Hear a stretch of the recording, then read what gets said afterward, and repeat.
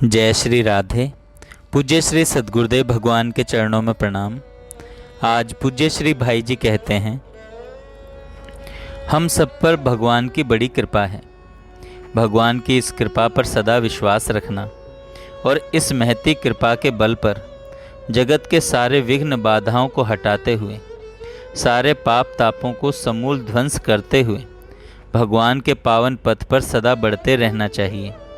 भगवान की कृपा का भरोसा रहेगा और निर्मल निष्काम पवित्र प्रेम की प्यास होगी तो इंद्रिय भोगों की लालसा सर्वथा समाप्त होकर परम पावन भगवत प्रेम सुधा रस का असाधारण नित्य प्रवाही झरना प्राप्त हो जाएगा। वह तो प्राप्त ही है, हम ही अपनी अनंत और एकांत आकांक्षा की कमी से दूर हो रहे हैं। भगवान की अनंत अपार कृपा पर सदा भरोसा तथा विश्वास रखना चाहिए कि सब कुछ हमारे मंगल के लिए ही हो रहा है, और जहाँ प्रेम का राज्य है वहाँ तो अमंगल का प्रश्न ही नहीं है। वहाँ तो पूर्णतया केवल अपने परम प्रेमास्पद भगवान की इच्छा पूर्ण होने में सब कुछ है।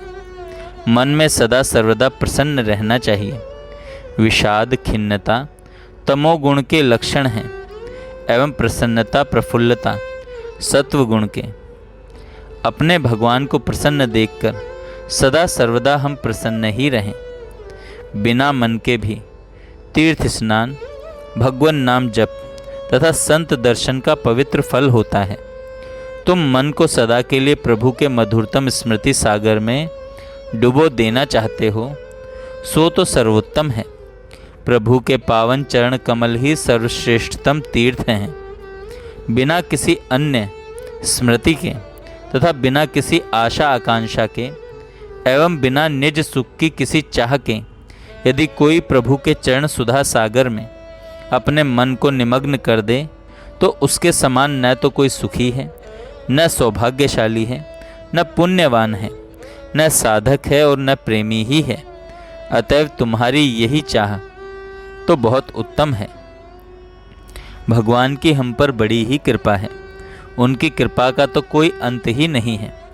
वे हमारी ओर, हमारे कर्मों की ओर देखते ही नहीं, सदा सहज कृपा ही बरसाते रहते हैं।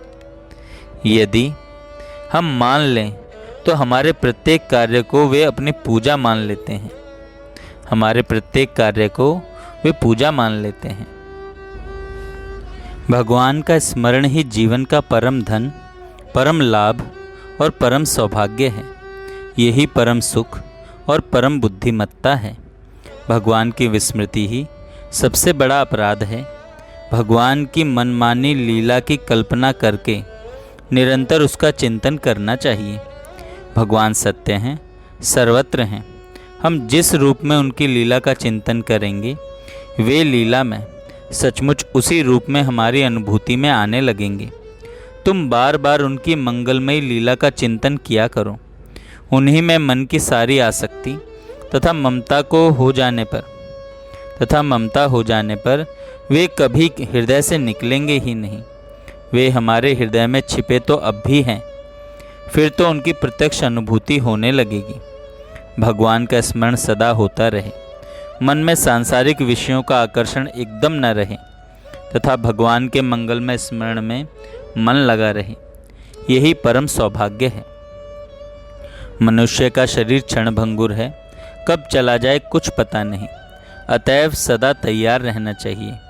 तैयार रहने का अर्थ है संसार के किसी भी प्राणी पदार्थ में तथा अपने शरीर में भी आसक्ति ममता न रह जाए।